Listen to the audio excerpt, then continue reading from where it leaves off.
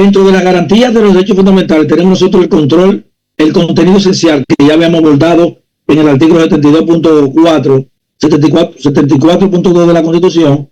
Esto es lo que el jurista Luis Ferrayol le llama el coto vedado, la esfera del civil. O sea, en esta esfera el legislador no podría traspasarla porque estaría desvirtuando y desnaturalizando el derecho. Sí, yo lo expliqué, pero se lo traigo aquí a colación. Entonces tiene dos vías: tomando en consideración la naturaleza jurídica del modo de concebir el derecho y determinando los intereses jurídicamente protegidos como núcleo o en el medular. Por ejemplo, yo tengo un derecho a la propiedad, entonces el Estado no podría decir en una reforma a la Constitución, usted no puede enajenarlo, no puede venderlo, ni puede donarlo, ni nada, porque entonces estaría desvirtuando el derecho. Fíjense, por ejemplo, que cuando el Estado declara una propiedad privada de utilidad pública, o sea, el dueño se limita, por ejemplo, porque es área protegida. Por ejemplo, si yo tengo una propiedad en un terreno que he decidido declararlo como área protegida, yo lo que no puedo es, podemos decirlo, por un tema de flora y fauna y eso, no puedo, yo puedo habitarlo, lo que quizá no puedo construir la casa que yo quisiera, ni tampoco derrumbar las matas, pero sí puedo, tengo el goce, aunque no tenga el disfrute total. Por ejemplo, las personas que viven, por ejemplo, en la zona colonial, algunas viviendas que hay en la Máximo Gómez, en Gascue, está prohibido la reconstrucción. O sea, los dueños, y hay un tema ahí que yo tengo con el IPI, porque yo tengo una persona, por ejemplo, que vive en una casa en la Bolívar muy bien chula, que inclusive sirvió de escenario para filmar la película. Una casa que está, la única casa que está 2 esquinas antes de llegar a la Gómez, o sea, antes de llegar a la Gómez. Esa casa tiene una entrada bellísima, o sea, la casa está con una entrada como de varios metros, bien chula. Entonces, esa persona, no, o sea, como en la configuración de la casa, ella no puede desbaratar esa configuración porque la ley le impide que ella, o sea, está dentro del patrimonio cultural de la República Dominicana, ¿verdad? Entonces, hay una limitación. Yo lo que digo es que entonces el Estado, si me está limitando mi goce, si yo no puedo esa casa, la dueña, remodelarla como ella quisiera, ¿verdad? Porque estaría dañando la fachada y el entorno, etcétera, etcétera.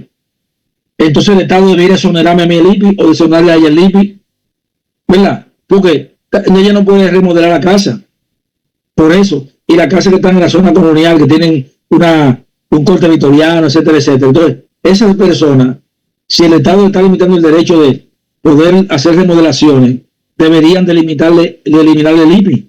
Y esa casa está valorada como 50 millones. Paga un billete ella. Bien. Entonces, la garantía de los derechos fundamentales está vinculada a la fundamentalidad de los derechos. Entonces, en este caso, Eduardo Jorge, para explicando este tema de la fundamentalidad, en su libro dice: la fundamentalidad de los derechos fundamentales desde una perspectiva estrictamente formal viene entonces dada por el reconocimiento del derecho en una norma que, como la Constitución, es de rango fundamental, pues ocupa la más alta jerarquía en el sistema de fuentes del derecho y es norma suprema que sirve como razón de validez de todas las demás normas. Esto, obviamente, apunta, ¿verdad?, y refuerza la tesis que yo tengo de que los derechos que están en el artículo 22 y también los derechos de nacionalidad son derechos fundamentales. Hay algunos, la Corte Suprema la Corte Constitucional de Colombia ha establecido algunas directrices y un tema, un mecanismo para asegurar un test de validación de esa fundamentalidad de los derechos. Y dice la Corte: antes de pasar a desarrollar el tema objeto del presente artículo, por las connotaciones y dimensiones que el mismo tiene, tenemos que realizar la siguiente cuestionamiento: ¿de dónde viene esta fundamentalidad del derecho?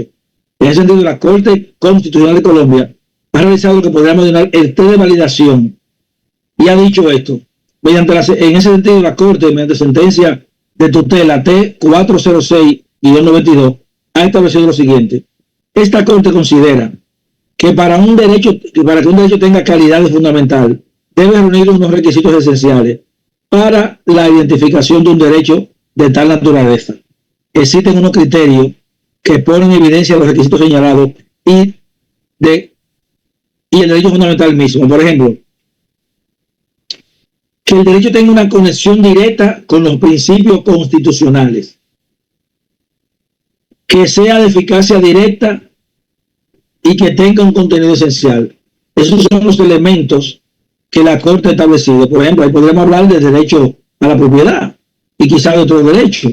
Pero esos son los requisitos que ha establecido la Corte para el test de validad, de fundamentalidad del derecho.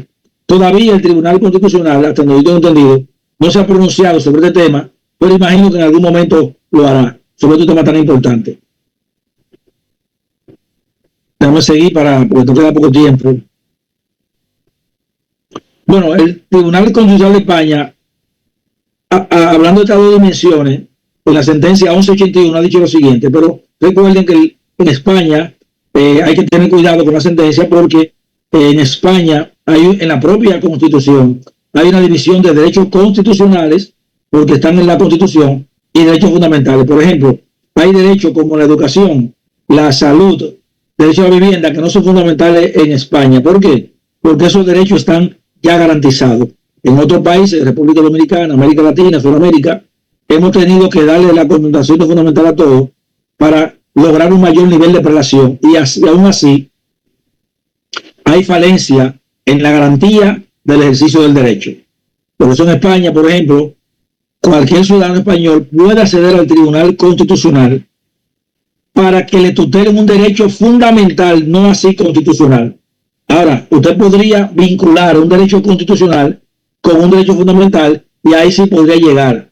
Eso también pasa con el tema de los derechos económicos y sociales, que alguna persona dice que no son exigibles porque no están en el título 1, etcétera, etcétera, pero si usted vincula un derecho económico y social con el derecho a la vida, entonces usted puede lograr acudir al Tribunal Constitucional para que le tutelen ese derecho, o quizá a la Corte también, porque la Corte básicamente ahora mismo tiene que ver con los derechos de la persona, básicamente ejerce funciones en materia de derechos de libertad, básicamente derechos civiles y políticos, derechos en el ámbito penal.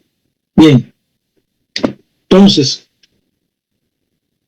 bueno, no voy a tratar sentencia. Bueno, vamos a hacer esa nota que establece el jurista alemán Peter Abele, que manifiesta que se denomina contenido esencial al ámbito necesario e irreductible de la conducta que se protege, con independencia de las modalidades que asuma el derecho fundamental, no susceptible de interpretación o de opinión sometida a la dinámica o de conjetura. Tenemos que seguir para poder abordar lo que tenemos.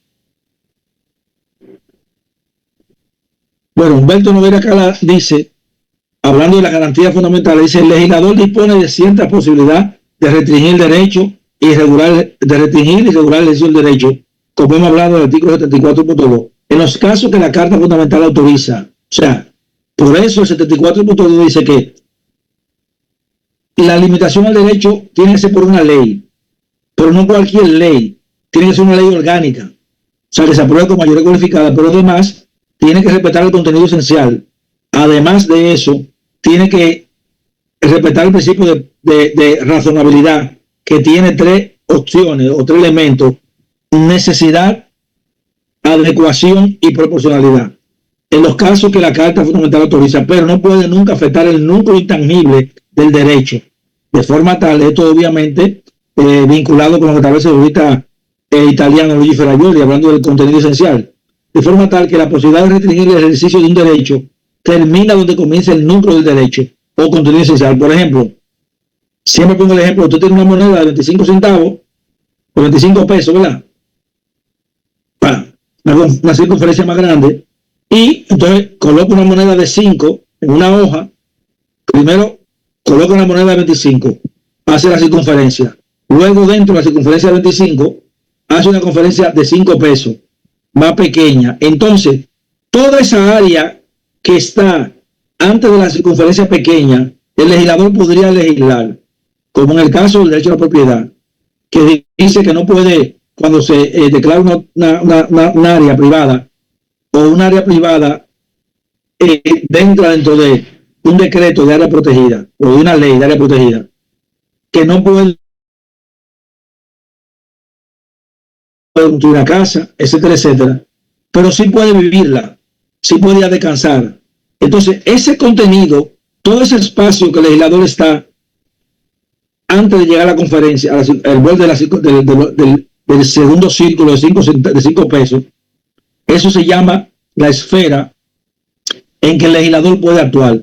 Ahora, no podría pasar traspasar la barrera del límite de los 5 pesos. ¿Por qué? Porque estaría entonces desvirtuando el contenido esencial y eso está prohibido.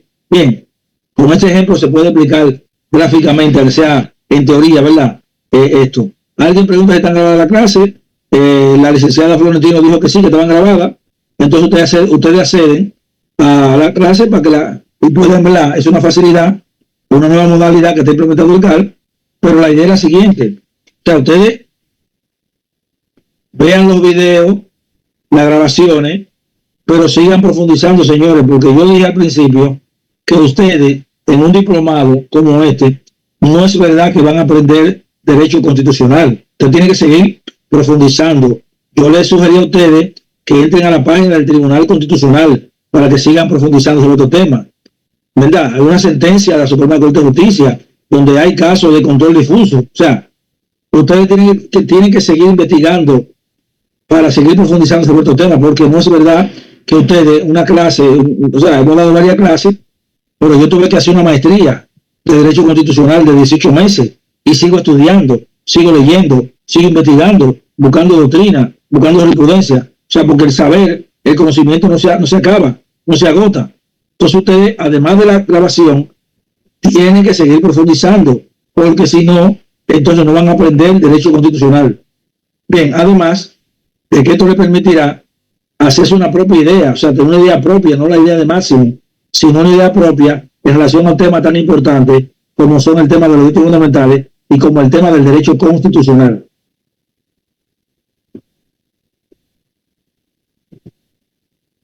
Bien, entonces llegamos al tema de las garantías de control. Ya yo dije que tenemos garantías de fiscalización y control. Por ejemplo, el artículo 246 de la Constitución establece que además del control externo que realiza la Cámara de Cuentas y que ahora realizan también el Poder Legislativo, también se suma el control ciudadano. O sea, que nosotros podemos controlar la actuación de los funcionarios públicos. Y además que tenemos también en el artículo 22 una serie de derechos, derecho a solicitar información, derecho también la ley 107.13 establece una serie de derechos que nosotros podemos pedirle. Entonces, dentro de esa garantía de control está la Comisión. Importante, tenemos también la interpelación de los funcionarios, tenemos el defensor del pueblo, artículo 190, 192, y que está también en la ley 1901, 2001. También tenemos el derecho de petición en el artículo 22 y el control ciudadano en el artículo 246. Entonces, llegamos al tema de la garantía de interpretación. Esto es algo lo hemos visto de hoy ya, artículo 68, artículo 69, 70, 71 y 72 y 74. Las garantías institucionales, tenemos por ejemplo la autonomía municipal, o sea, la autonomía que tiene un ayuntamiento para enajenar y coger préstamos, es una que no pertenece al sector, a ninguno de los poderes del Estado, ¿verdad? Es una garantía también que tenemos nosotros ciudadanos, que está establecida en el artículo 199. Los partidos políticos, señores, artículo 16, mucha gente se queja de los partidos políticos, pero en democracia, para haber democracia, tiene que haber partido político. No puede haber democracia sin partido político, porque si no fuera una dictadura, ¿verdad? Entonces, la prensa radial, escrita y televisiva, artículo 49, ese derecho que yo tengo a buscar, investigar y a decir lo que yo quiera, siempre y cuando no altere o haga daño a una persona. La familia como institución también es una garantía y que tiene el Estado que protegerla. El matrimonio, artículo 54.4, y la maternidad también es una garantía institucional, artículo 55.6.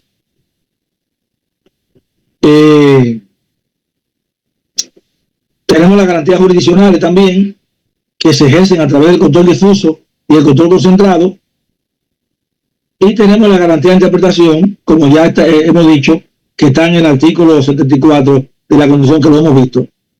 Entonces yo quiero decir, por ejemplo, sobre el tema de interpretación, citar a Eduardo J. Prat, que dice: Detrás de cada operación llevada a cabo por un jurista, encontramos siempre una operación de interpretación de las normas. Javier Pérez Royo, en su obra Curso de Derecho Constitucional, expresa lo siguiente: la interpretación, sin interpretación no hay derecho. Mejor dicho, no hay derecho que no exija ser interpretado. La interpretación es la sombra que acompaña el cuerpo. De la misma manera que ningún cuerpo puede librarse de su sombra, el derecho tampoco puede librarse de la interpretación. Entonces hay unos principios de interpretación que esos principios los vamos a ver el año que viene cuando hablemos del derecho procesal constitucional, pero vamos a mencionarlo: principios de interpretación de unidad constitucional, de la Constitución, principios de concordancia en práctica. Si usted le pone a Máximo Calzado Reyes en Google, usted va a ver una serie de principios de esto que yo lo he escrito hace mucho tiempo y lo puede bajar y lo puede analizar, y así cuando tengamos la clase, por ejemplo, el año que viene, el diplomado de Derecho Procesal Constitucional, de la Constitución como orden de valores, principio de efecto integrador, principio de máxima efectividad, principio de corrección funcional, principio de fuerza normativa de la Constitución, principio de la Constitución conforme al derecho internacional, importante, y lo vamos a ver también el jueves. Bien, ya. Hasta aquí hemos llegado hoy, señores, con esta clase. Yo quiero despedirme con esta frase, porque no sé si puedo hacerlo el jueves.